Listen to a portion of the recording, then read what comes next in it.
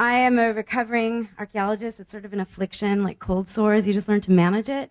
I want to talk to you about how archaeology is a story that is sort of a story without limits, and you can use the conventions as kind of hackable playthings. And archaeology is a form of storytelling, but storytelling is also archaeology without limits. That archaeology is sometimes the beginning of a conversation, but it's not the only conversation that you can have. And I left archaeology because I actually found that I was much more interested in talking to people who are alive now about their own objects. So my love for junk and the trance-like state I enter in proximity to bric-a-brac provides me with frequent thrills of discovery in my own house. So I found this atlas. I forgot all about it. I bought it on the same day that I bought this really wonky ship in an old gin bottle that I found at Blackrock Market and actually paid 10 euros for it. And I thought to myself, nobody would be able to connect these two seemingly unrelated objects without me present. And it really got me thinking about how we can sometimes allow evidence to tell us a misleading story, like in 1912, when Charles Dawson claimed to have found Piltdown Man, who is my favorite hoax of all time, probably except War of the Worlds, and that people for over 40 years actually believed, despite the amount of doubt that was placed on the evidence that was presented, that this was actually the missing link.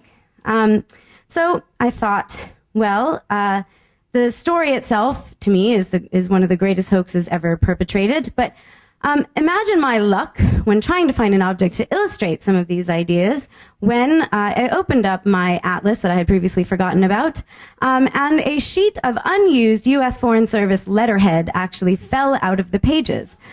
So I immediately thought, what sort of hoax could I possibly perpetrate? Haven't used it yet, but watch out. So then I thought I would send it to some people to see what sort of stories could be created. Here's some demographic breakdown of the respondents. As archaeologists often compare like with like, I do not know if Kevins or lawyers are more likely to respond. I should note, none of the Kevins were lawyers. Here's what happens when you send it to a lefty feminist historian. I told them they could do anything they wanted so long as I could project it on a wall. So she did. And everyone else actually provided some kind of story. Here's one of the first of our two Kevins. I've preserved our Facebook chat as the archaeological context, sort of the soil matrix in which the object was discovered. And he actually went for authenticity of appearance. And he decided, a guy who's worked at a major multinational corporation for 10 years, to go on an internal memo relating to bad grammar and referring to this poor suffering character, some sort of junior clerical officer with a racist bone to pick. The other of our Kevins, a self-professed geek who was not really that concerned about the authentic look.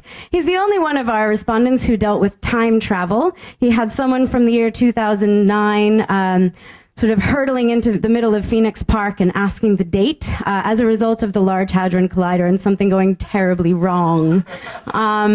But he was worried about getting the address right. We also have Simon, who didn't have to be lured in. What am I saying? His was a sort of rather puzzling conspiracy that had to do with somebody being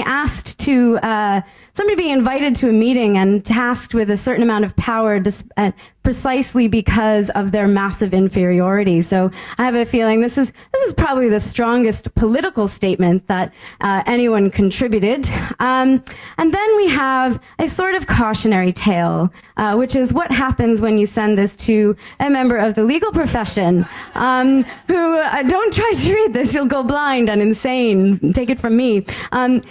He actually sent supporting documents, a newspaper cover from 1949, and decided that his Blanchurian candidate, who is a member of some archaeo-occult CIA conspiracy.